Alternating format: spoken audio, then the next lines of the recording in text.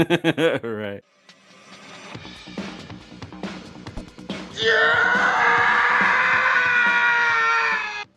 Hey, and, I didn't prepare anything, so welcome to Sons of Screens. We're going to prison tonight. Yeah, we're gonna do a little prison action. Don't drop the soap. Protect your butt. Protect your butt. What? Protect your butt. I'm Faye. That is the good old Colonel. Hello. I don't know why I said the at the end there, but and yes. Tonight we are doing a little prison action, a place that neither one of us have been to. We may have done a night or two in jail, but we've never been to prison before. Never been to a real prison, we'll call it. Yeah. Not the, protect your butt prisons, Right? But we're talking Shawshank Redemption. I always like saying that because there's so many sh's in it. Yes. Shawshank Redemption makes me feel like Sean Connery when I don't. Sean Connery. Sean Connery with a Shawshank Redemption. And The Green Mile. Two Stephen King outputs. Both adapted to screen by John DeBont, who also directed both of these movies. I would say they're both directed by the same guy, too. Yep. Which, before we get into that, I'll even kind of lead off with that. Did you know that the John DeBont, who wrote and directed these two movies, one of his writing credits is A Nightmare on Elm Street 3 Dream Warrior? I did not know that. I'm not surprised that you knew that. Yeah. Well, when I saw it, I was like, okay, who directed this movie? And then I saw that he directed both these movies. I'm like, that name is very familiar. And all the years that I've watched Nightmare on Elm Street, I read the credits. I'm like, that name is very familiar. And then it just clicked. I was like, Elm Street. So I looked it up, and he also wrote The Fly 2, and then some other notable one from the 80s. But the director. He's always been. He wrote it. Or he directed it? He wrote it. Okay. His career started out as a writer, and I think these were his directorial debuts. Gotcha. Some Stephen King adaptations, and he also directed The Mist, which was also Stephen King. I think he likes Stephen King a little bit. I mean, he's got some good stuff. And then he also directed The Majestic with Jim Carrey, which that movie was crap. So. I was going to say I never saw that when I heard about it. I heard it was not good, so I did not watch it. Yeah, it's pure crap. So apparently he only does a good job when he's playing off of Stephen King. Okay. Like we do at the beginning of any show, we do our beers. Well, I will bring mine up first because mine is themed. It is a prisoner. Wait, hold it there. Ah! That looks like McLovin. Oh! That was not predetermined. I am drinking a beer called I Am McLovin. It is a hazy IPA, 10% alcohol, made in Texas by Texans. So, wow. Anybody that's watched any of our previous episodes have heard me shit on hoppy beers. Well, I was at the beer store today, and this was the only beer that had a prison theme on it. So I'm biting the bullet, and I'm drinking an IPA. Way to commit to the show, sir. And that is hilarious that I was like, that looks like McLovin. I was going to wait and see if you noticed. That was fucking McLovin. Oh, it's not hops. Oh yeah, take a little whiff there, did you? It's not hops. Okay. I'm kidding. Why do you? Every IPA is hops. Well, I'm just gonna let you live in your fantasy land. Okay, well, while you cringe at that beer, I'll show mine. Mine is called Homeschool Stout, and it's got a couple people on here. We got the parent teaching the kid while he plays with some building blocks on the ground. But the reason why I'm connecting it with this week is because the guy in the chair looks like Michael Clark Duncan from The Green Mile. The Green Mile. Here, I'll show you here. Looks just like him. Oh my, Andrew. That's a Michael Clark Duncan if I've ever seen one. R.I.P. baby. Come on One now, we Michael both know Clark he can't Duncan. read. MC. Oh yeah, yeah, Well, his character in The Green Mile can't read. I'm sure he can. yeah. John Coffey. Well, not spelled the same as the drink. Mm-hmm. But anyways, yeah, mine's a 10.5% fucking heavy duty. So you got me beat on the percentage this week. It's a vanilla and coconut milk stout. It also tells me what it pairs with. It pairs with magic bars, whatever the fuck that is. Some kind of candy, I'm sure. Is that like Cookies and cream ice cream. is magic bars? Is that like I'm cosmic? guessing it's a candy bar. Is that like Cosmic brownies. brownies? We'll go with that. Cosmic brownies. We'll go with that. It also pairs with cookies and cream ice cream, which I've never had beer with ice cream, so I think that's weird. But my favorite one on here is it pairs with video chats, which is what we're doing right now. It's gonna pair well tonight then. Yeah, apparently. So let me see if I like a vanilla coconut stout. Let me take a look. Let's see here. Doesn't smell too bad. So mine, either I've been drinking enough of the happy beers while we've been doing this that this is They're not growing on you.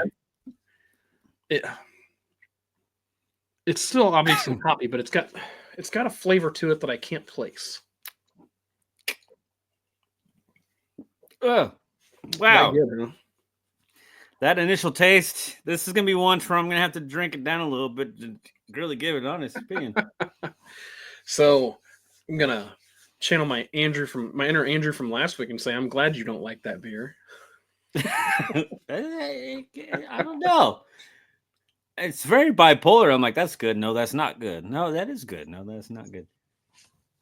I almost taste a little coffee in there, and not like the character, John Coffey. Only spelled not the same. The flavor is ass, our producer says. She's talking about mine. This is fucking funky. Like, I've never tasted something like this before in a beer. Unfortunately, I don't know what ass tastes like, so I can't confirm or deny that. I played the fifth on that. But wait. That means you know what ass tastes like? I said I played the fifth because I don't remember. My 20s are very hazy, man. Andrew, They're very hazy. Andrew. I know there's girls out there that knows what my ass tastes like, but oh god. And then you kissed them when they were done, didn't you? We never go ass to mouth. Never go ass. You can go mouth to ass, but not ass to mouth. A little reference to Clerks 2. What up, Kevin Smith? Okay. The good old Kevin. The good old Kevin. The Kevin. The mind that brought us the movie that is Tusk. Masterpiece. We do not disagree on that, or we do not agree on that. Right. Well, while I figure out how this beer, what you got to say? What you got to say? So I was gonna bring up since we're kind of doing our beers, thought I would bring up a few people that we lost this week. That's exactly where I was going. So this week, Michelle Trachtenberg or however you say it, Trachtenberg and Gene Hackman both passed, and I believe Gene Hackman was a questionable circumstances. I mean, Michelle Trachtenberg was only 39 though, so like it's either drugs or questionable circumstances there too. They're both weird. Michelle Trachtenberg. At first, it was like the liver transplant, and her body rejected it, and all that shit. But then all of a sudden, the family refused to do an autopsy, so it's going to just be left undetermined cause of death. Why would you not do an autopsy? I don't know. That was the family's call, so they decided not to do an autopsy. Did somebody? RP Michelle Trachtenberg, goddammit. I have no idea. I'm gonna have to go watch Euro Trip now.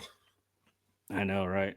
I mean, you could tell she was getting ill in her last public appearances because she was walking with a cane and stuff. So something was going on. So maybe she did need some kind of transplant. I'm going with it was a failed liver transplant. Is what I'm going with. Well, and that stinks. I mean, she had such a promising future, like growing up and doing so. Like she did so many movies when she was She was awesome. younger, and then she just kind of dropped off the face of the map. I think drugs got involved, if I remember correctly. Either that or alcohol, because she was quite the drinker Yeah, from what I saw. Hence the liver transplant, maybe. yeah, yeah. But then Gene Hackman kind of surprised me, and but then I realized he was also like 95. He was 90, 95. His wife was like 32 years younger than him, though. right. Like When the it is hell did they personal get married? circumstances under why he passed. I don't know any of the circumstances. I've just heard they're questionable. But like it was weird. Like his wife and his dog were killed too. I'm sorry, I shouldn't say were killed. Him and his wife and his dog all died.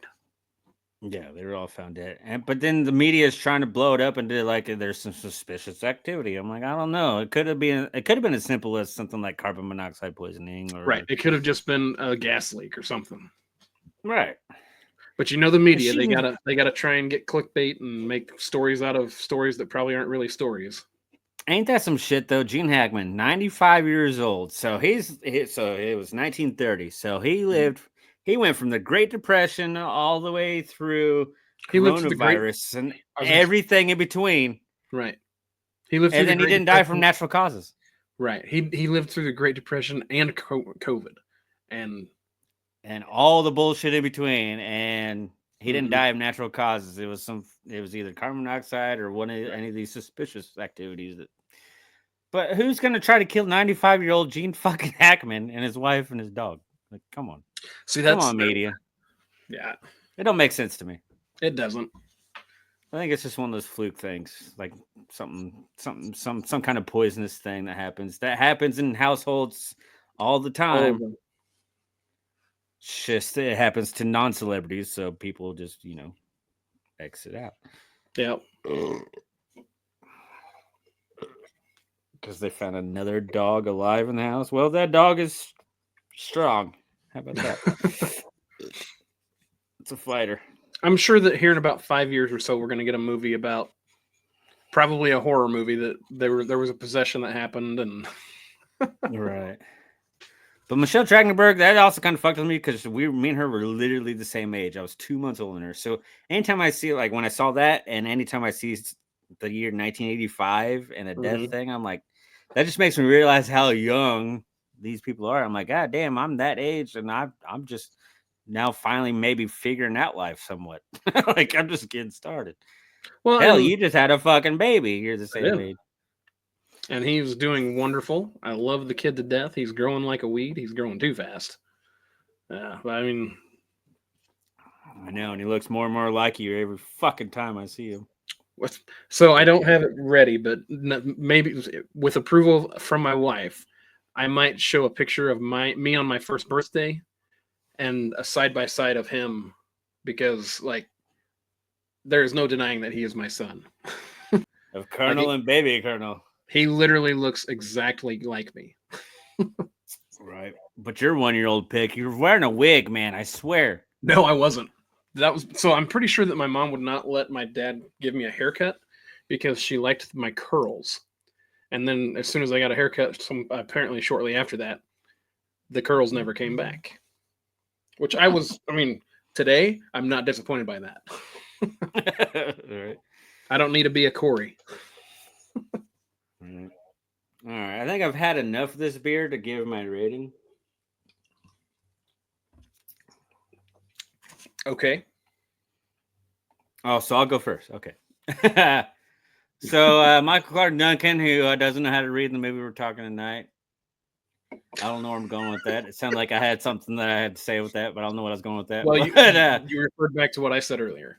all right. So, but it is a heavy beer. I can definitely taste the heaviness to it.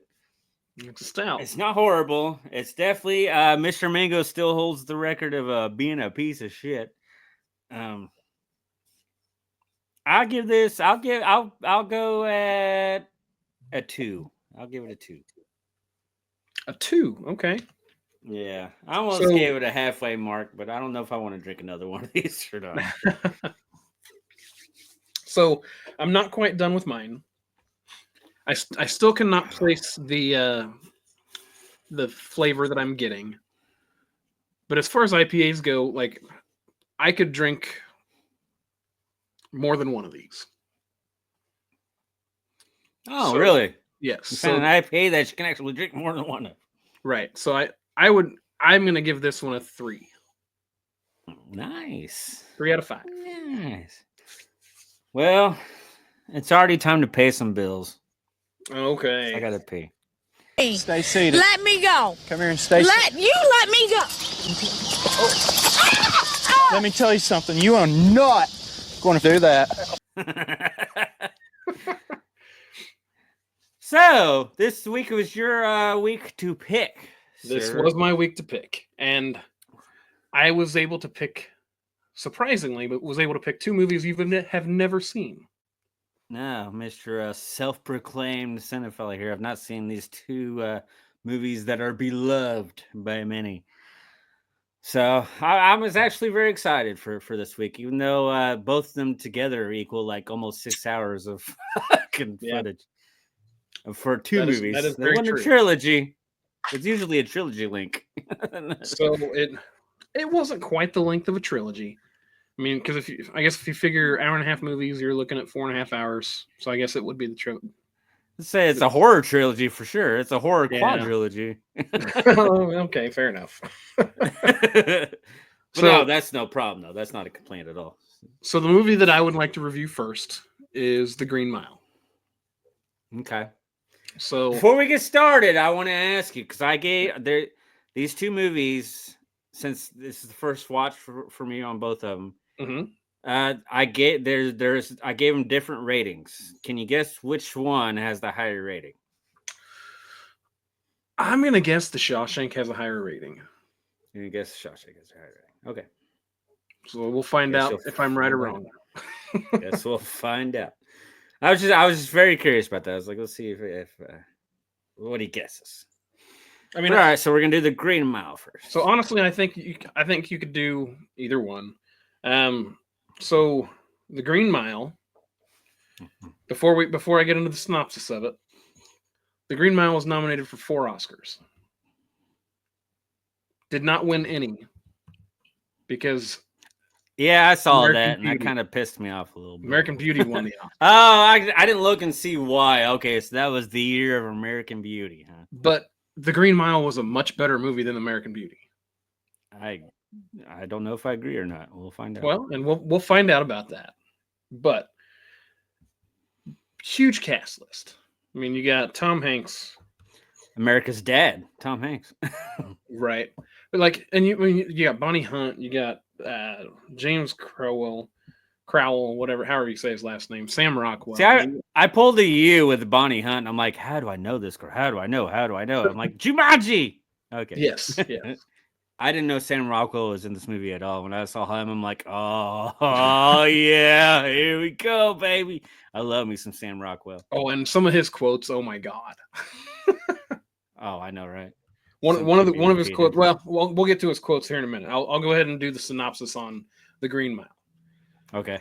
So The Green Mile is based on a Stephen King novel, obviously, written in 1996.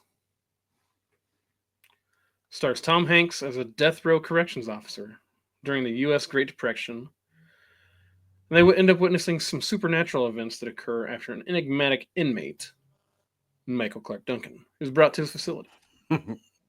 That's the word they use. An enigmatic word that I can't use or say. Enigmatic. Yeah, see, you had to stop too. But yes, yes. So the way this movie started out, I was like, the first time I watched it, I was unsure how it was going to go. Like, I did find it funny when they were sitting there in the old folks' home, and the one guy's like, they're sitting there watching Jerry Springer, and the guy's like, I'm tired of watching this shit.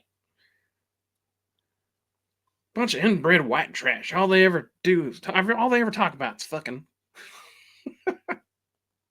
Wasn't that old dude a black dude that said that too? Yeah. Yeah, that's what I thought.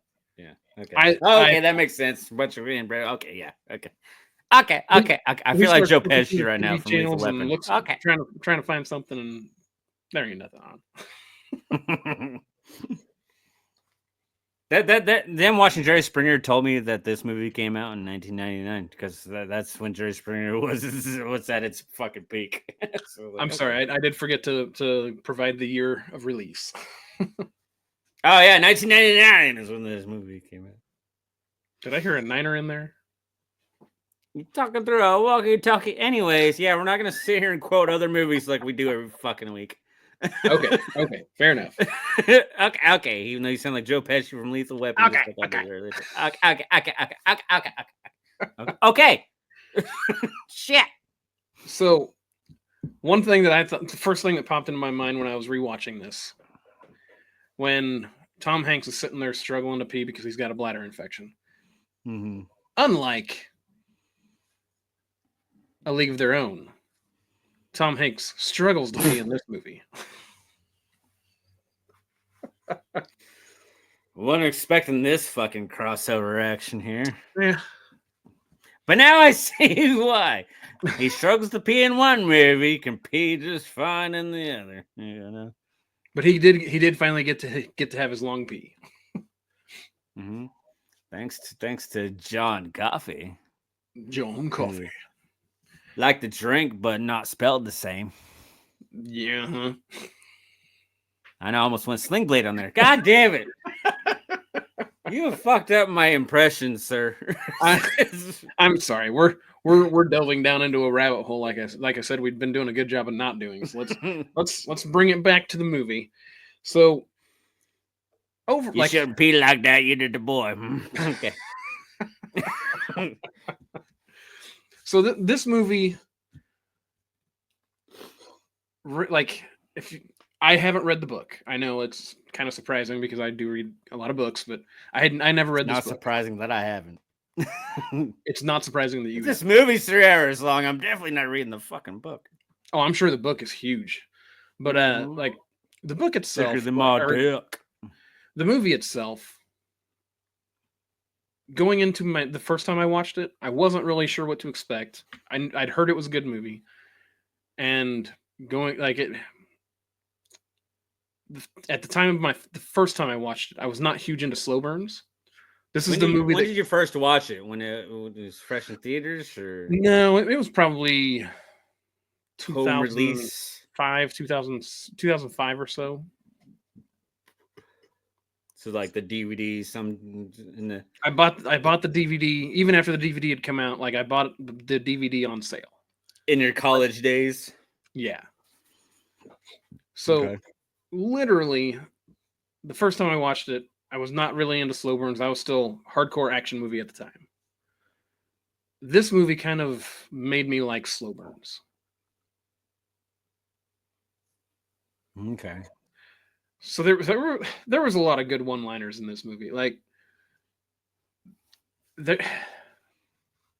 I didn't write down a bunch of them. I should have went back and looked up some of them, but like it seemed like there was every few minutes there was a good little one-line quip. Like overall, the writing was awesome in this movie. Like the dialogue, like John DeBont or whatever. I don't know how much you took from the book because I didn't read the book. But when you adapt a book into a screenplay, you're also putting your own shit into it. Right. So I don't know how much it was him and how much it was Stephen King, but like this was executed very nicely, I would say. I agree. With the talk, and I just loved all the Cajun accents or the Southern accents in this movie. So one of my favorite one-liners, and sorry, but whenever I forgot to write down who said it, but he says, "Keep laughing, you French fried faggot." Yeah. That was Percy. Was that Percy? Okay. I thought it was shit. I wasn't sure if it was Percy or if it was Wild Bill. Yeah, he's yelling at Dale. Yeah. That's right. Yeah. Percy can go fuck himself. I hated Percy. Like that guy. I like the outcome of Percy. I thought that was Right. perfectly. Let's not kill him because he's technically not like a murderer. Well, and that brings me to one of my other notes is Percy did transfer to Briar Ridge, just not in the way we really expected him to.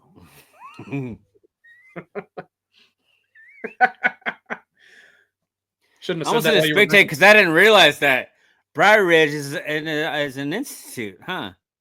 Yep. And you see never pieced that together. at the end, whenever they pan up to the name of the mental hospital he's at. I know he went.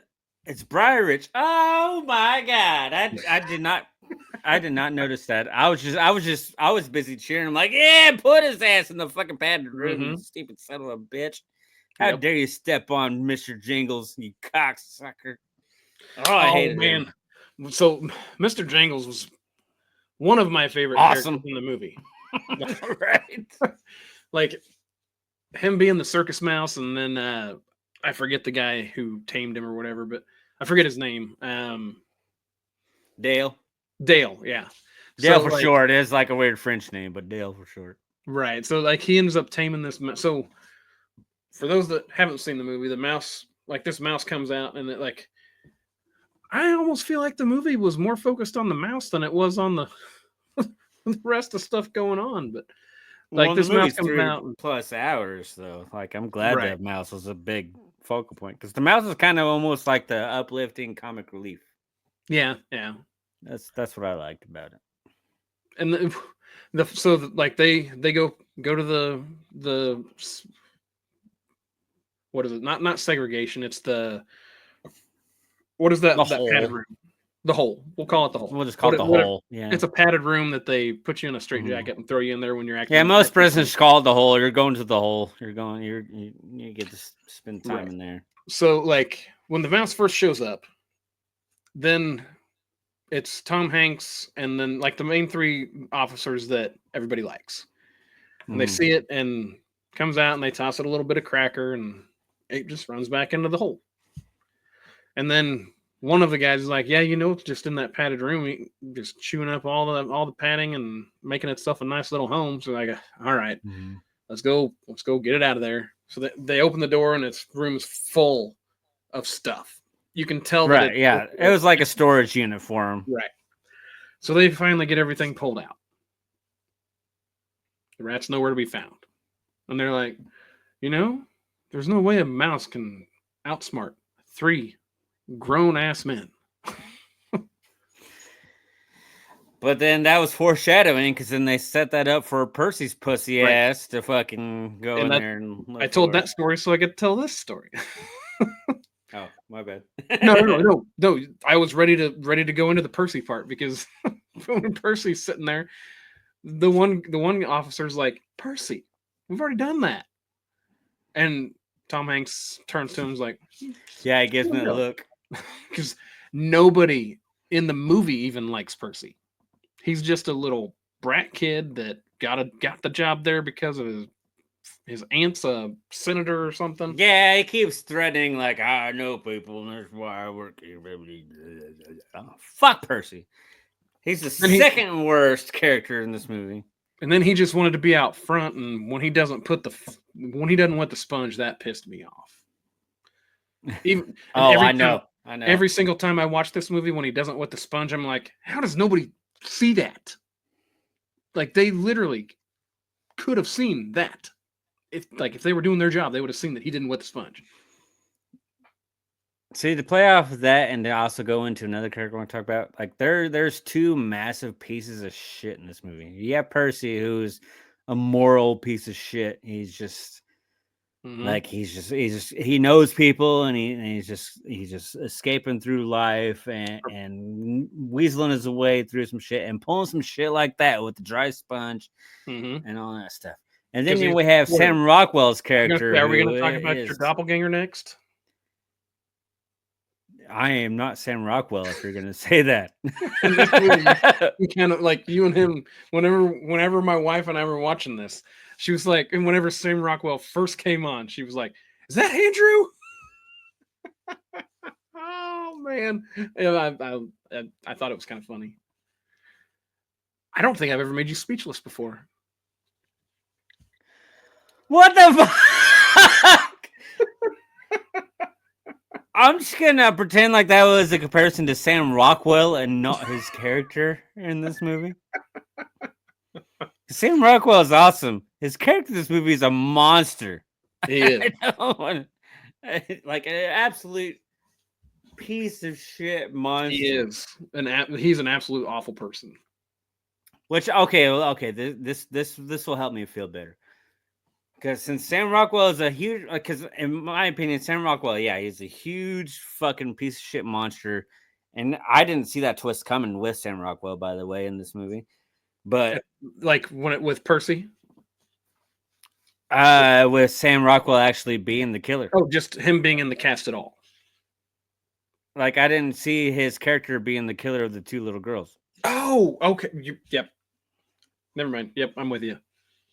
Yeah, like that. I was like, oh my god, because like at first I was like, God, this guy's psychotic, but he's fun. And then I saw that, I'm like, oh, he's a piece of shit. And one of the things you don't notice on your first watch is whenever Sam Rockwell grabs him as they're taking John Coffey to go remove the tumor from John Cromwell's wife. I don't remember their characters' names, but John Coffey at that point knew who Wild Bill was. Like he knew at that point what happened. Gotcha. I got clarification from producers because I looked like a little bit, which is fine because Sam Rockwell is a handsome man, so I'll take that. And in this movie, he's a handsome man with bad teeth, so it works out great. It works out fucking great. So, with Sam Rockwell, his character, while he was the second worst character in the movie, the moon pie scene was pretty freaking hilarious. Mm-hmm. It's a zit, get it? He didn't say that. He didn't say that. I know. Well, I was waiting for that crossover reference. Because we were both thinking the same exact. The whole time that he did that, I'm sitting there. That's what's running through my head. But my comment on Sam Rockwell's character, because Sam Rockwell, he's never done a bad performance. I've always loved every single thing he's ever done. In this movie, he's a massive fucking monster piece of shit cocksucker. Go fuck yourself. But leave it to Sam Rockwell to play a character like that. Yeah, but leave it to Sam Rockwell to play a character like that and still entertain the fuck out of me. Like, I almost didn't want him to die. I'm like, what else kind of shenanigans he's gonna get into? Like, well, besides murdering and raping children. But FYI, YouTube doesn't like the R word that rhymes with grape, so don't say that. Okay. YouTube actually has pulled videos for that before, but fair enough. But that's innuended into the video. I know I just made up a new word, but no. So I know I said the moon pie was my favorite Wild Bill scene. A close second or even a tie is whenever he grabs Percy and scares the living crap out of him and makes him piss himself. That it's like I was very conflicted in that episode. Yeah, I was very conflicted. I'm like, go Sam. Oh no, yeah, go. Shit. This is awesome. Okay. But the best part was you got the two worst characters. Biggest pieces of shit, and you and in that short scene, you're deciding which person are you supporting here. And by the end of the movie, let him go, or do you want him to break his neck? Right. And by the end of the movie, you're supporting Wild Bill. Wild Bill Warden. I'll never support Wild Bill. I'll never support that Wild Bill. I think they did it perfectly with those two characters. Mm-hmm. Wild Bill, Sam Rockwell's character, needed to die because he was a fucking monster piece of shit. And they said he'd been jumping around from a bunch of prisons, causing nothing but trouble. And Percy was a piece of shit himself, but he hasn't done anything illegal. But he's found his loophole. Like, look what he fucking did with Dale and the fucking and shit. While that was a really shitty thing to do, the other officers on the mile literally kept telling them, what happens on the mile stays on the mile, and this and that, and them not completely blaming him for that, just saying, "Hey, it happens." It was a successful execution. Like they stood behind him as an officer on their block, and that showed real integrity. Well, and the reason why they stopped themselves when they realized that the sponge was right and stuff like that, because they wanted Percy out and they didn't want any troubles. Nobody wanted to lose their jobs. The reason they didn't stop it is because he was still alive. They could not stop the execution while he was still alive, because then there's nothing but problems. Then it's just gonna suffer and suffer and suffer and suffer hardcore if you stopped it. Correct. Ugh, but fuck you, Percy. God damn. I like Dale. And then I know it was a little wild. He was freaking out because he didn't want to see it. And kudos to Tom Hanks' character. It's his character. And I love that adage. Kudos to that character. He walks over there, turns around, and says, "No, you watch. You did this. You watch." That's a writing directing decision. I really appreciate it. That's one little touch that you wouldn't think when you're writing directing a movie like that. That was a nice little touch to where it's like, nope, you're fucking watching this shit. Right. You're gonna see what you're putting us through. Because we all know this is fucked up, and he was cringing because the dude was literally catching on fire. It's fucking insane. They they explained it a little bit. They put the wet sponge on there because that directs the electricity into the into the head and into the brain. When that's not pretty much instant death, pretty much. Yeah. Right. When it's not there or when it's dry, the electricity is coursing through the entire body, and you're just like, at some point, you will finish. I think they depicted it pretty spot on. Right. And that was a nice horror aspect to this movie too. That scene, that was a very horror fucking fried scene. Very fucking, I wouldn't say scary, because there's nothing scary about this fucking movie, but horror is more than just jump scares. Right. But yeah, it's just, so going into this movie, did you look anything up on it? Did you do any research on it, or did you just go in blind? I went in blind. The only thing I knew was the random quotes and stuff that I've seen over the years, because I can't avoid random memes, quotes, clips. Can't avoid those. Like I've always been familiar with don't put the hood over my head. I'm afraid of the dark. Like I've always known. Well, John, I've always known that Michael. Yeah, I've always known Mike Clark Duncan was going to be Frying. Honestly, that was the worst impression I've ever heard you do. I was afraid of the dark. What? Because never mind. Stop. Just stop. Yep. But no, so I want you to kind of give me, since this is your first watch and this is a very beloved movie by many, many people, kind of give me your high level, how you're feeling as the movie goes. Like the first 30 minutes, I was like, what the hell? Next 30 minutes was like, okay. The next 30 minutes was like, come on, get moving. Something like that. Like just your high level. How were how was your emotions roller coaster over the movie? I will give you that answer, and I want to give you the answer fully, so we're going to do that after a very quick commercial break. I got a pee-pee. They say if you're going to sell something, get yourself a captive audience. Oh, watch the sleeve. Okay, there you go. This place is going to be a gold mine. I'm not picking that up. Here, when you bring the 7-Up, everyone is your friend. Okay, that's enough being friends. Where you guys going? I know. But okay, so my overall thought on Green Mile, like if it took me on an emotional roller coaster or not. I don't want your overall thought yet. I'm curious, because this is a long movie. Like it's a slow burn. I think it's designed to try and kind of give you a roller coaster of emotions. I'm just curious. I'm curious what on your first watch, how did you feel? And if you remember, the 3-hour movies do fucking like I'm very scrutinizing with long movies. But I started this movie, and right off the bat, it was catching my attention. I was like, okay, what's going on here? And am I going to get the same tone throughout the movie? Which I did not. Like I was getting like, I mean, This is why I love Mr. Jingles. Introduce having the Mr. Jingles shit Mm-hmm. made this movie so much fun. And for those that haven't seen it, Mr. Jingles is a mouse. And if you haven't seen it, get off your mother's basement's couch and go watch it. Thanks, sir. Yeah, I finally fucking did that myself just a week ago, asshole. But you're no longer that group. No longer.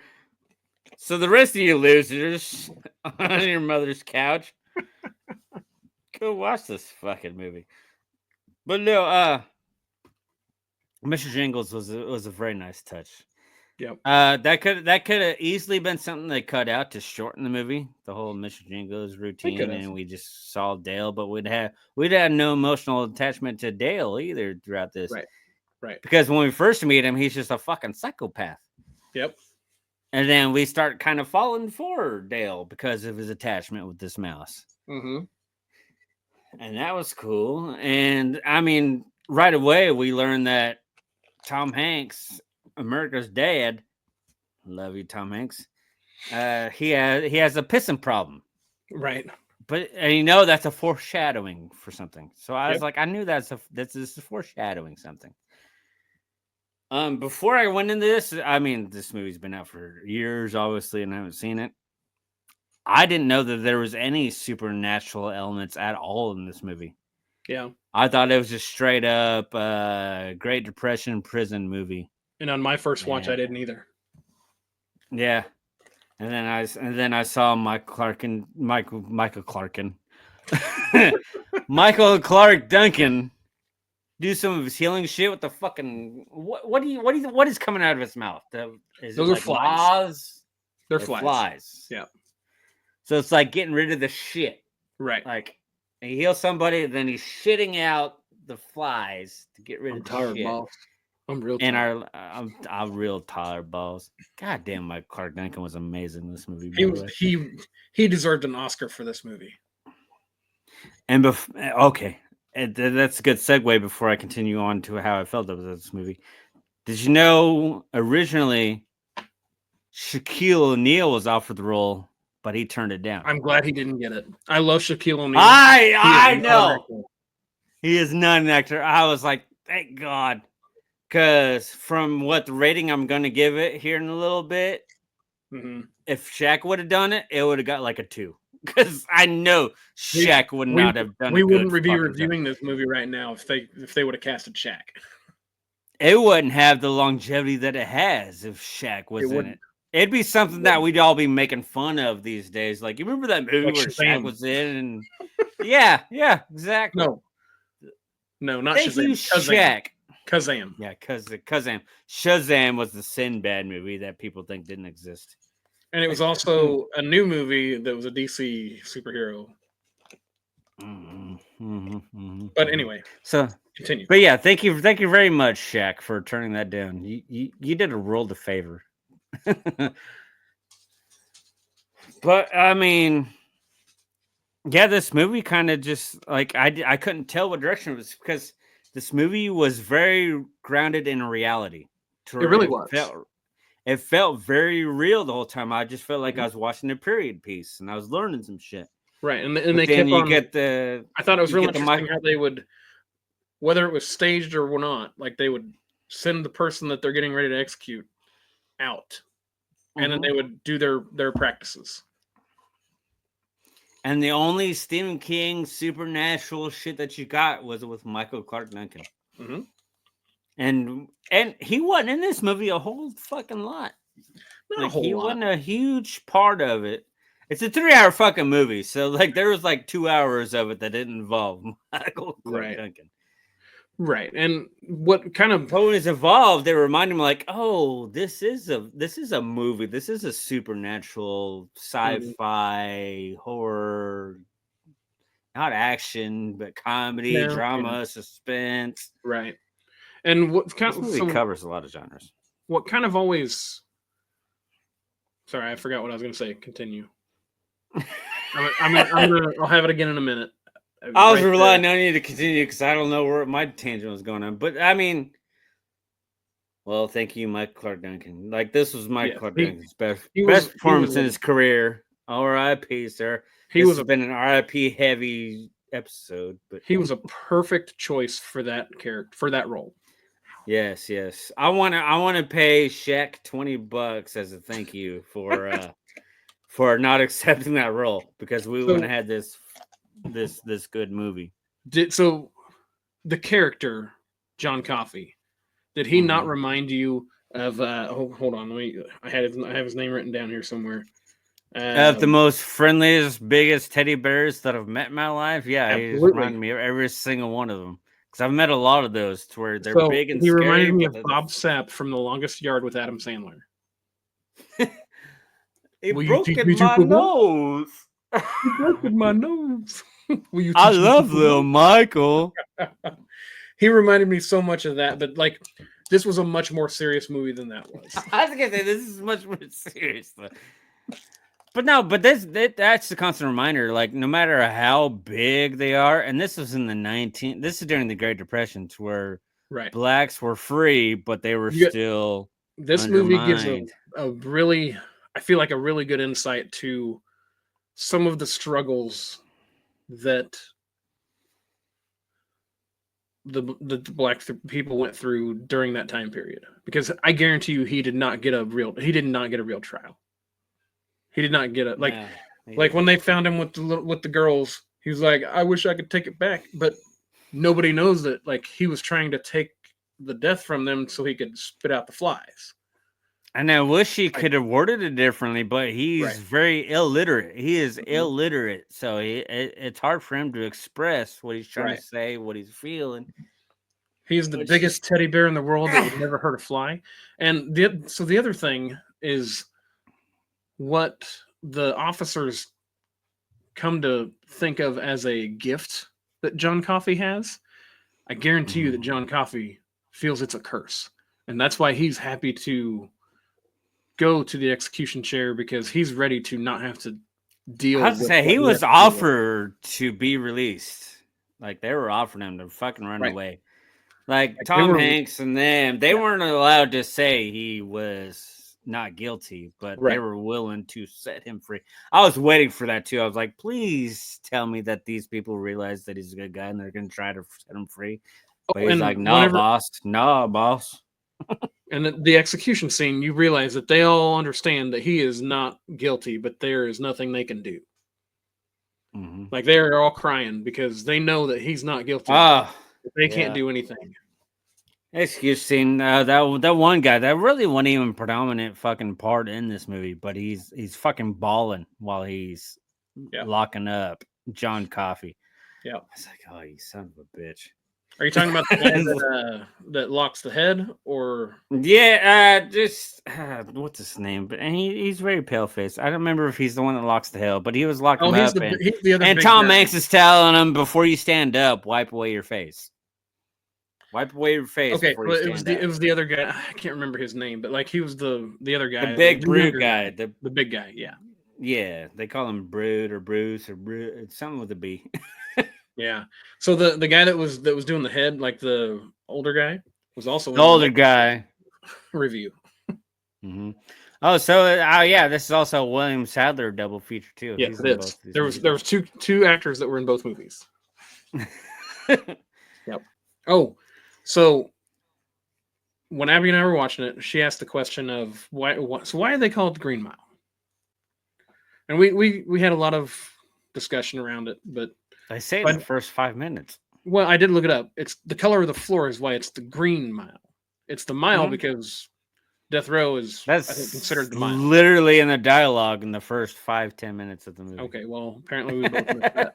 Well, I want you to give your rating first. I'm going to. So Okay. this movie gave me a lot of perspective on slow burns, like I mentioned earlier. It gave a lot of perspective on the time period the movie was set in. Mhm. There was not a lot of there was a lot of racism in that time. Of course. There was obviously no real trial given to John Coffey. Like whenever at the very beginning of the movie, Unfortunately. at the very beginning of the movie, they find him with the girls that he's trying. Like I guarantee, he just walked up on him and he was trying to help them, and they just assume that he killed him. So the sheriff comes up, puts a shotgun under his chin, and says, "You're he's under such arrest." a big, lovable son of a bitch. Like, Right. they didn't care. They just He couldn't hurt a fly, except for so the you fly. gotta remember he is black too, so they weren't gonna fucking listen to a Right. goddamn word he said. Unfortunately. So, right. So I mean, there was a lot of things that really hit home. Honestly. So yeah, this movie makes you think. Not even like during about the movie, it makes you think about life and stuff. Right, because I mean, you think about it. This movie is not even like the setting of this movie is not even 100 years old. Like there is still, I know, and that's sad. There's still a lot of issues that need to be resolved. But anyways, yeah, But but all with that- this movie, all then, that- what you giving this? All that being said, I give this movie an 8. Gave an 8. Yep. Okay. Well, with this movie, like I said earlier, I turned it on. It definitely caught my attention right away. I was like, okay, this is good. But then I also did the maneuver where I was checking the time. I'm like, damn, we still have 2.5 hours left of this son of a bitch. It's a long fucking movie.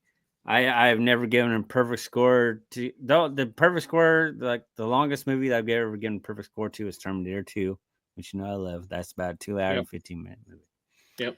So I'm sitting here and watching this movie, and I hate monotone movies to where it's just the same shit throughout. This one puts you on a roller coaster. It's uplifting. It makes you feel good. It also makes you feel depressed, which you're expecting going into this movie. It's very depressing. It's very funny. I mean, the second Michael Clark Duncan heals Tom Hanks' balls, he's fucking his wife 4 times in one night. oh, that reminds me. I did have one more quote to bring up from that scene. Hold on, let me find it. Mrs. wants to thank you for helping me. Was your Mrs. pleased? Many times. Yeah. I don't know how much more positive things I say. I'm trying to think of anything negative I can say about this movie. The runtime, of course, is going to be my complaint. Right. Like I'm sitting there looking at the movie though. I'm like, what can we shave off to where it would still be the same movie but make it a shorter runtime? I cannot think of it. There's not much. Like we mentioned earlier, you could cut out the Mr. Bangles part, Mr. Jangles part, but that's gonna take away the uplifting part, and it's gonna take away your attachment to Dale when he gets fucking executed the way he does. You can't take out. You don't grow an attachment to Dale, right? Without the mouse, so right, like you can't take that part out if you want there to be audience attachment to Dale. But with this movie and the length and stuff like that, I was seriously trying to find something wrong with it. And I couldn't. I cannot. I know me and you hold the Miss Davis very close. We don't want to give Miss Davis to movies unless they absolutely deserve it, in our opinion. Are you? And with the length, you can't do it. I kind of struggle with that. I can't do it, and that's fine. Or can I? Or can this is a Miss Davis? This is a Miss Davis, sir. It is a fucking 10. I gave you a first watch that you gave a fucking 10. This movie is a fucking 10. I absolutely love this movie. The 4K is on its way to my house right now. I immediately looked up the fucking 4K and bought it. While I was looking it up, I saw that there's actually a Blu-ray double pack that has Shawshank Redemption and Green Mile. Same set. Yeah. Is that what you ordered? No, I didn't order that. No, I want the special limited edition Steelbook 4K of the Green Mile. This movie is in my top 10 movies of all time. I love the Green Mile. It is a great. I never thought I would love a movie that's over 3 hours long, and I love the Titanic, but I mean that should have been like 2.5 hours, not 3. Oh man, I like me some Lord of the Rings, but I have about 2 hours of entertainment in each of those movies, and and next hour should have been. Did you get the extended versions of those though? The extended. I'll versions never have- watch that extended versions of Lord of the Rings because those are 4 hours apiece. You But son of a no, bitch. they're not 4 hours apiece. But like the extended versions have a lot more comedic relief and have a lot more extended scenes. That's fine. Someday But- you'll make me fucking watch those. But no, But- well, no, but anyway, so I am very, very happy that I gave you a movie that was a first watch. I mean, it's been on your list for a while, but it was a first watch for you. And For you some gave it reason, just- I haven't watched it. I think it's because of the runtime. That's probably why I avoided it all these years. it's a great movie. It's a fantastic movie, and I've been reading all the fucking reviews and stuff for it. And people have been negative about it. A lot of it is because of the runtime and its pacing. I'm a huge person of pacing. I always talk about pacing every week on this show. I feel like the pacing was very good in the movie. There was not a dull moment in this fucking movie. Right. That, like I was saying, I'm like, if I wanted to shave off some minutes to make this shorter, I don't know what I would have shaved off. Yeah. Like I use the mouse as an example, but I Right. don't want to shave off the fucking Right. mouse because You can't take that out, or that gave you the big feels. And you're like, you were cheering Like, for the fucking mouse of the I whole almost want to fucking see a director's cut of this movie that is an extended version. I know movie. it's already a 3-hour movie, but give me an extended version Over that 3 years. lets the director put in everything he wanted to have in it. I have a feeling that's what everything that the fucking director wanted in it. And Because there's a good very good God. chance of that. Well, I guess that's a pretty good segue into our next movie. Do we want to have a commercial break, or do we... Absolutely, we Okay. want a commercial break. All right, we're gonna take a little commercial break, and then we will start on Shawshank busy Redemption, Sean Connery style. Get Busy Dying. Get busy, little get busy. Ah, I know that quote. Tramps do anything and everything behind bars. Hilda, a breathtaking blonde, goes undercover in order to save her father's life in this hellhole of foul-mouthed caged animals. Here they experience life in the raw, like you've never seen it before. Women in Cell Block 7. Okay, we are back. Here we go into the Shawshank Redemption. Okay. Okay, so anyway, we're going to go into the Shawshank Redemption. The Shawshank Redemption chronicles the experience of a formerly successful banker as a prisoner in the gloomy jailhouse of Shawshank after being found guilty of a crime he did not commit. The film portrays a man's unique way of dealing with his new, torturous life. Along the way, he befriends a number of fellow prisoners, most notably a wise, long-term inmate named Red. You're reading every synopsis from here on out on every fucking movie that we're doing. If you're gonna go full white guy, here we go. Okay, I'm sorry. I just had to do it. No, that was perfect. You're doing that every fucking week now. Sorry about your bad luck.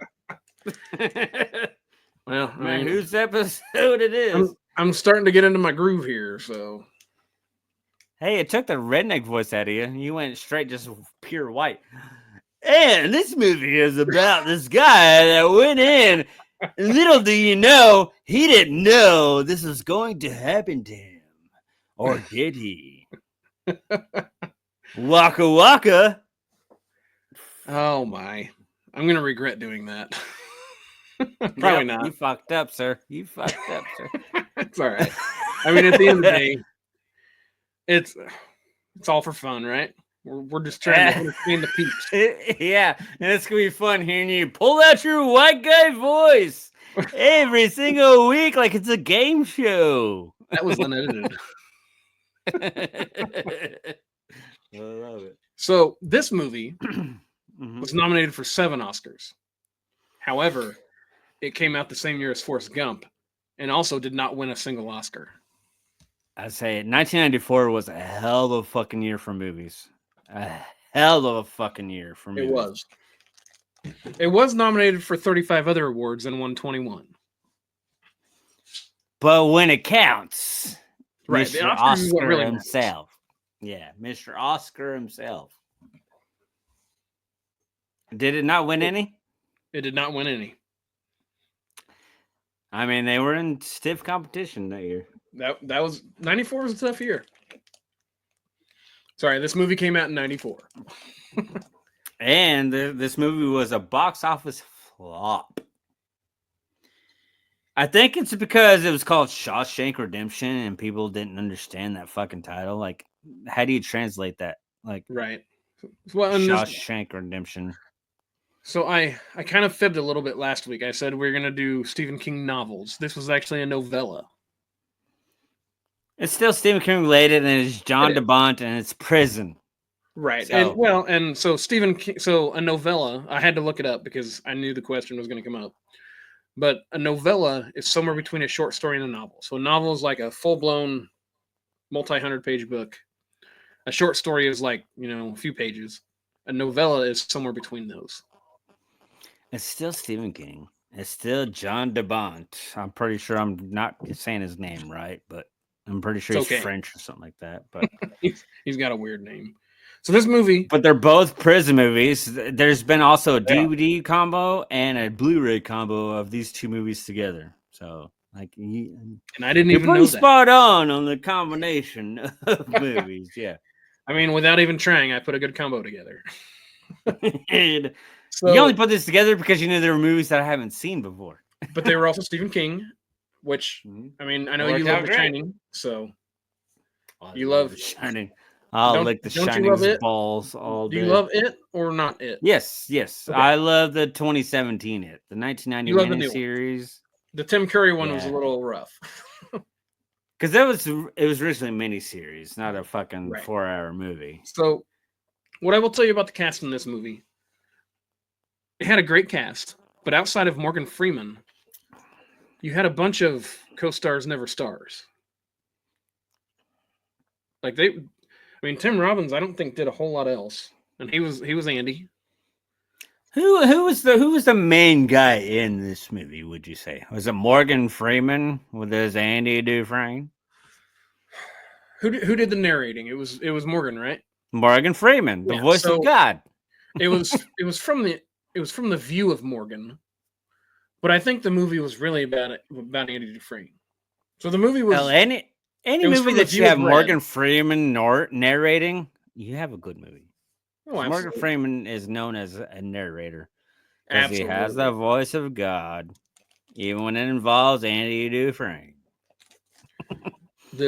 This movie But you're good luck ever forgetting Andy Dufresne's name in this movie. Well, you for you it's a little easier because you hate the name Andy.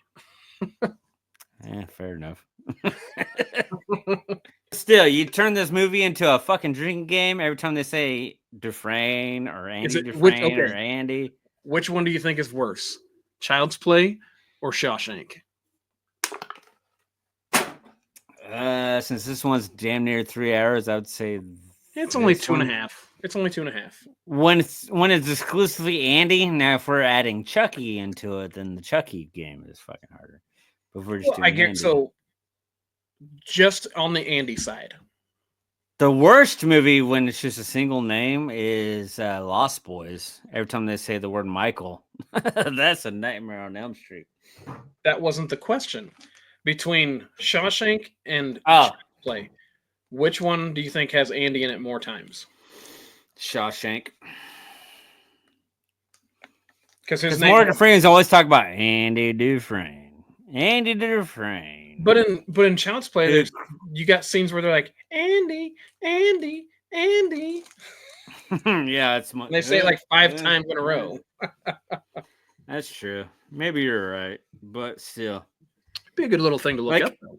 I am terrible at remembering character names and actors, and You won't have this trouble is a remembering character name that I'll never forget.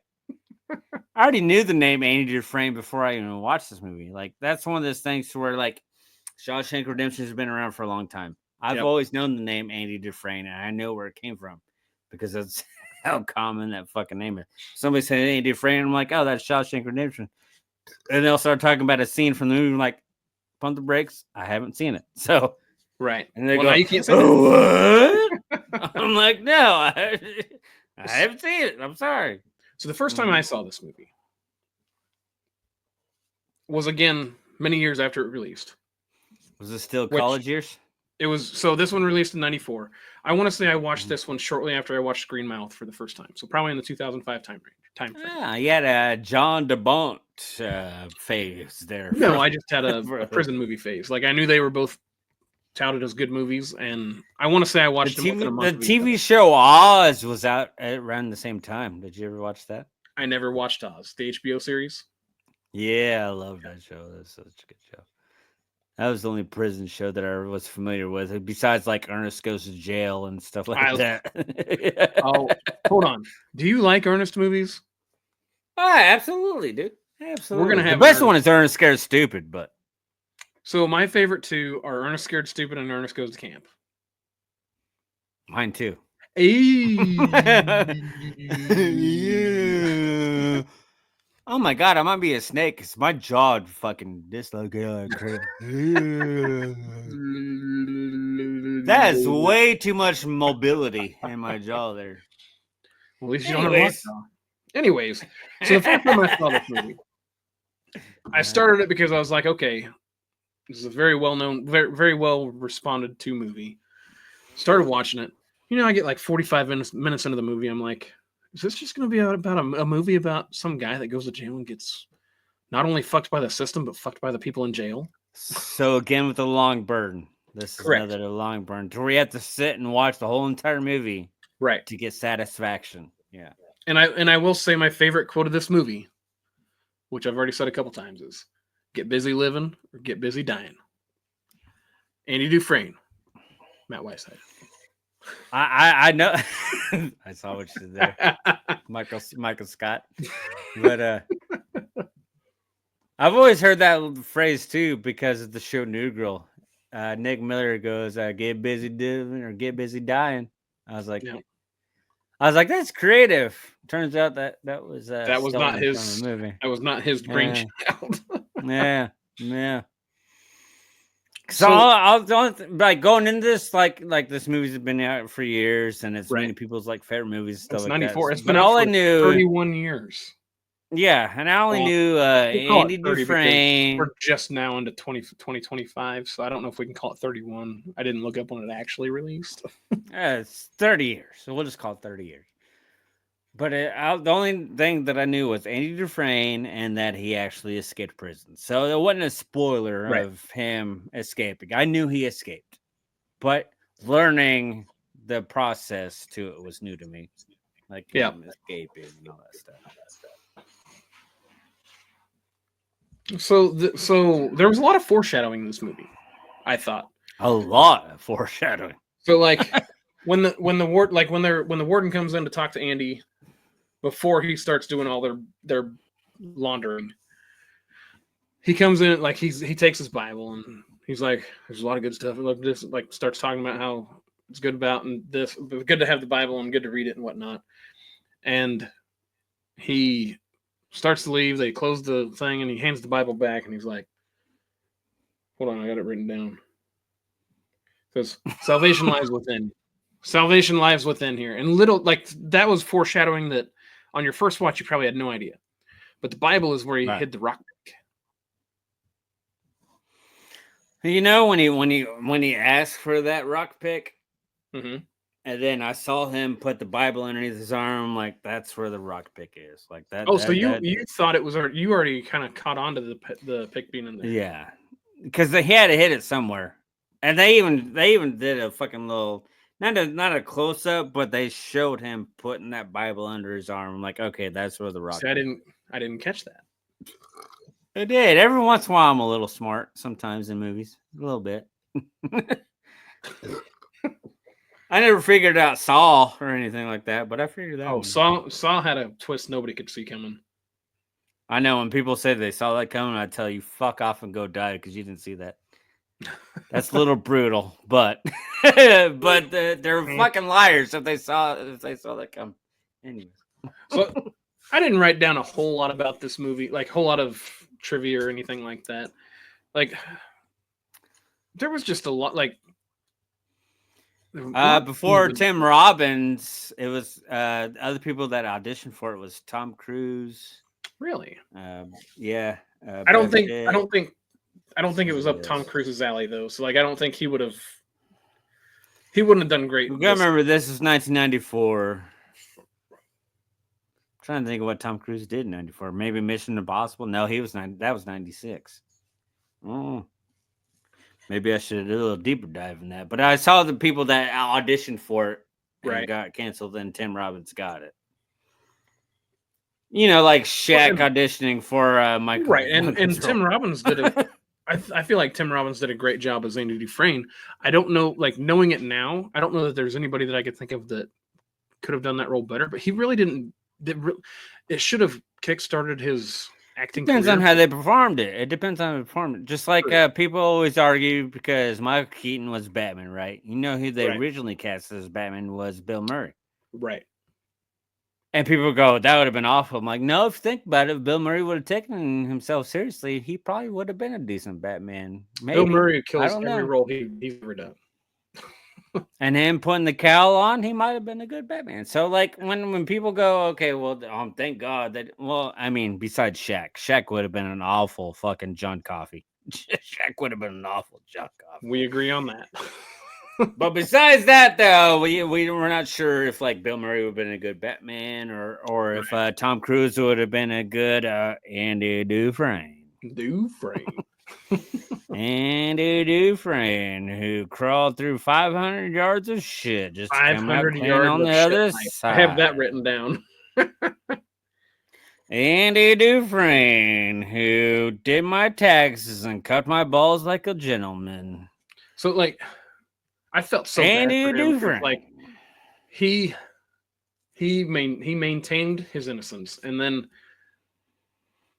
Andy Dufresne was a little too cocky the whole time, though. Like, but he was badass. He got institutionalized, and like he's like, "Didn't you know we're all innocent here?" Like, I don't know. I just when it comes to the casting this with Tim Robbins, maybe it's a director choice or an actor choice, but Tim Robbins or the directorial shit, he was almost too confident the whole entire time. I wouldn't call him confident. I'd call him innocent. I mean, he had to fight. I loved when he had to fight off the dude for many, many years. And then the dude, and then the dude finally got what was coming to him to where he got crippled. He got crippled because Andy Dufresne fucking did some taxes and helped out his family to the security guard. So then the security guard beat the fuck out of him until he couldn't even walk anymore. Right. Like him letting that main guy keep his 35 grand. Like he was like, how much do you trust your wife? I'm just telling you, like, if you trust your wife, you can give her a one-time gift. Untaxable. He's about to push him off that fucking ledge too, which was we're about to have an accident. That was fucking and amazing. One of the things that I loved about this movie, totally loved, unlike the movie that we watched last week, The Color of Money, they legit showed how he got out of there by detail. Like you got to see what he did, and it was awesome. It was a very good story, a very interesting story, a very fantastic story. Like I was very curious what was going to happen next. The warden can go fuck himself. I'm glad he got what was coming to him. And I'm glad he did it himself. Yeah. I'm glad nobody else did. I'm glad Andy got all the money that he laundered for that douchebag. Yeah. Andy Dufresne was a fucking genius. Oh, so one of the other questions that my wife and I talked about was like when Red finally got his parole. We were curious how much time was between when Andy escaped and when he got his parole. It was about a year. About a year? Yep. That was something that confused me. I know in total it was about 17, 18 years, somewhere around there. No, so everything I've read, it was like Andy Dufresne was in there for 20 to 25 years before he escaped. Oh, I got 17, 18 years when he crawled through the shit and came out clean on the other side. Andy Dufresne. So how did you feel whenever he got like how How did you feel seeing him come out of the shit pipe and like finally getting free and going? Like, how did that scene make you feel? I almost wanted him to get caught just so he can be back with his buddy Morgan Freeman, the voice of God. That's Well, Morgan Freeman. That is Morgan Freeman. Hmm. Did you Then feel elated in that the- scene? Like, this whole movie, what really fucking encapsulated me wondering what's gonna happen next yeah. is when Morgan Freeman got his parole and was free. Was he gonna be like Brooks? Was he Well, gonna and he go literally tell? went. So this is going to be a good segue into what I want to talk about next. We're going to talk about this scene first. Like when he went into that same halfway house, same job. I was like, oh no, don't kill him off. Like the first time I saw the movie, I was like, don't kill off Morgan Freeman. You can't kill Morgan Freeman in this movie. Even if he kills himself, don't kill him off. Yeah, Right. absolutely. So that brings me to another point that I kind of wanted to talk But the about. agent thing, because he was already like 60 years old when Andy Dufresne fucking got in there, so that means he had to have been 80 something. Are you talking about Brooks or Red? Morgan Freeman. Red, yeah. Andy Dufresne. So, Sorry. yeah, I like- can't stop saying that. he was kind of struggling, not as much as Brooks was. I think he was a little younger than Brooks was, but whenever Morgan Freeman's sitting on the bleachers and they're sitting there, over his shoulder is another person that I swear to God, I know it's not. I know it's not him. But he looks just like Taylor Sheridan. And Taylor Sheridan, You and your Taylor Sheridan obsession these days. but Good he's God. very popular. He's very popular right now. He's got a lot of popular TV shows out. So I've got But when he's on screen, I don't even know what he looks like. Like, how Well, do you even know what he I'm looks like? getting ready to show you. Okay. I've Oh, got a side by side of Taylor Sheridan and the guy that's sitting behind Red in that Okay. scene. Oh my God. Wait a minute. So who's that? Okay, on the right is from So the guy on the left is Taylor Sheridan. The guy on the right Mhm. is the guy in the movie that is obviously not Taylor Sheridan, but good God, they look very close right there. what did he play in fucking Shawshank Redemption? Who was that guy? I don't remember his. He was a small role. Yeah, he like was a he's small role. he's one of the other inmates that's in the crew, but not a major character. Okay. And it is not Taylor Sheridan, but Yeah, obviously. so like I thought that was kind of cool. I was Nerd, nerd. Pretty lady. all right, so let's see what else I got on here. Andy Dufresne. I've talked about the notes that I put on the movie. All right, so now I'm going to ask the question that I was going to ask earlier. Did this movie give you any kind of roller coaster ride? Not the same roller coaster ride as Green Mile, as you've already learned. Correct. You learned that you're wrong on which movie was gonna get, because like if I'm not gonna give this a 10. That's fine. Obviously. I didn't expect you to give Green Mile a 10 either, though. I was expecting an 8 or a 9 at most. And I So- really wanted to give it an 8 or 9, but then I was sitting there watching. It's like, there's no way I can give this a low score. and it was a Like great movie. But I literally inserted into my top 10, not in my top 5. My top 5 is solid. It's in there. And it's locked. So let's circle back to our movie that we're talking about now, not the one we talked about 30 minutes ago or 40. So okay. Did this movie let me ask give you this. did this movie give you any kind of roller coaster ride from start to finish? Not a roller coaster, just a very interesting story. Like it is a damn good story, and the twists are very good. Because like even pinpointing throughout it, I'm like, okay, this is foreshadowing kind of thing. Yeah. Foreshadowing is the theme of the evening, which is fine because foreshadowing is important. Well, let's be honest. With Stephen King novels, I guarantee There's always there's foreshadowing. foreshadowing, and there's always a twist. Mm-hmm. Even though this is a novella, not a novel. Okay, Mister, I read books and, It shows you at the beginning of the movie, based on a novella by Stephen King. Okay, but you talk to somebody who don't read books. The last book I know. read was the Robert England autobiography, and that was like 10 years ago. It's the last enough. book I read. Okay, so But, did this give you any kind of roller and, coasters through the Dufresne. movie, or was it just like was it a Joyland roller coaster, or was it a Worlds of Fun roller coaster? A Joyland roller coaster or a fun roller coaster? That's what you just said. That's pretty much what I said. But anyways, my thought, what your on your answer your question. You know, I have an issue with if it's the same tone throughout the movie or if it goes up and down on emotions, stuff like that. I was kind of feeling the same tone throughout this movie. This Like movie was did, yeah.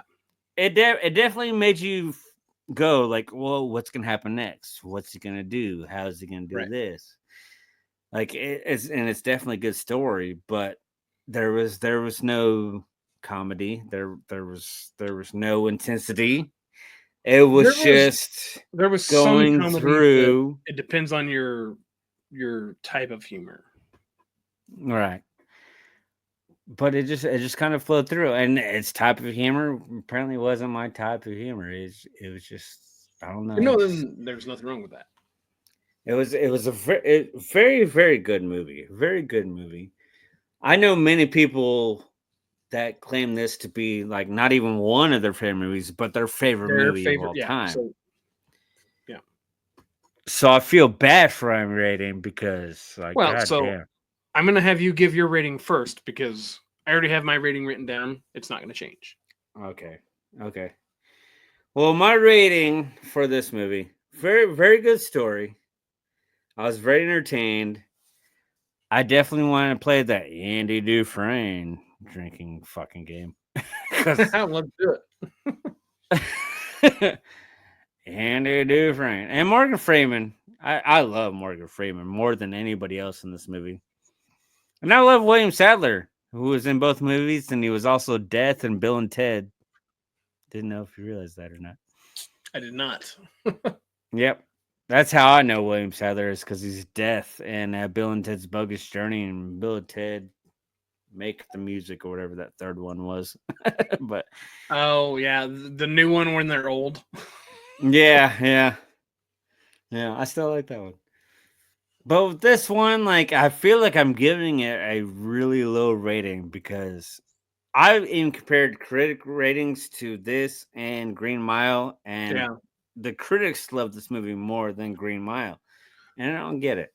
Well, here's what I'll tell you: the best part about ratings is it doesn't matter what other people. Right. It doesn't matter what other people rate them.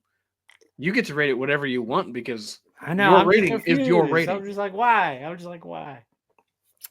But okay, so to my friends out there that love Shawshank Redemption as their favorite movie of all time, the best rating I can give it, very interesting story, but it was just monotone as fuck. Very interesting. I'm gonna give it a 7. I'm going 7.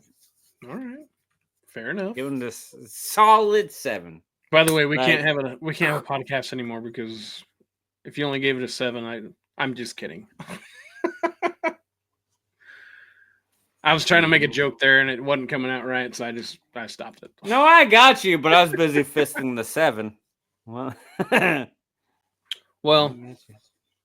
so for me, this movie, I enjoyed it a lot. I'm sorry, were you done? You gave Green Mile an 8, right? I did. So okay, just reminding myself before you give the rating on this movie. So I enjoyed this movie a lot. There was a lot of little, like I told you the other day, there's a lot of little aspects of this movie that I didn't catch the first time. I mean, again, this is a movie I hadn't seen in a while, but I loved it when I saw it. When I watched it again the other night, there was a lot of things that jumped out at me that I didn't remember. Maybe I should watch it again too to Well, catch some shit that I missed. It's not that I didn't pick up on it the first time; it's that I didn't remember it because it'd been a long time since I'd seen this movie. I just knew that I liked it. I know you didn't forget Andy Dufresne. Well, one of my favorite things of all time is still going to be "Get Busy Living" or "Get Busy Dying." Get busy. I know. You mean, know what? I've quoted that so many times in the Those- last fucking 10 years. Those are words to live by. Like, what are you going to do?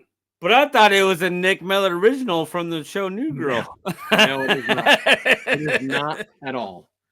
So, at the end of this day, at the end of the day, not this day, this movie I enjoyed a lot. I mean, it was my first watch on it. It was a little slow going for me, and I wasn't sure. But I was like, hey, you know what? I just watched The Green Mile. It had a payoff. I bet this one has a payoff because everybody loves it. And I got the payoff. So, at the end of the day, you're killing me on the suspense here. I'm wondering if you get it higher than fucking Green so Mile or not. I've not given any movie a Miss Davis on this podcast. Wait, are we about to do a twofer here? And I will still not give one on this podcast yet. Son of a bitch. But it does get a 9. I gave it It's a 9. See, you rank it above Green Mile. Okay, fair enough. Fair. But so next week it's going to be what inspired this is because Peacock dropped Nosferatu, the new Nosferatu. One? Okay. Yeah. I didn't watch that last year, and I did. Oh, did you see that? I did. Okay. Well, then we get to learn your opinion. So I was like, what's going to be? Yep, Nosferatu. Yep, Nosferatu is one of them. The new one. Yes, the brand new one that just came out. I haven't watched it yet. It's on Peacock. And that led to me going to, so what's another vampire movie to connect it? And there's so many vampire movies that there are a lot. Right? What I picked to go along with that is Jesus Christ Vampire Hunter. I've seen both of them. You remember that movie?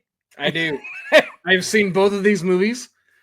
Sweet Madeline forced us to watch this fucking movie many years ago. Both of these movies, and you get to hear my rating next week. Okay. So yeah, next week is Nosferatu and Jesus Christ Vampire Hunter. Hey, I've been Faye. That has been Colonel. Thanks. I've been Colonel. Hold on. Hey, don't sign off for me. I'll sign off for me. I've been the Colonel. When did you grow a pair of balls? I'm just kidding. I love your balls. Wait a minute. No, that's whoa. Anyways, my wife is the only one that loves my balls. So she knows. Ho ho. Hey ho ho. There you go. Good night. Yeah!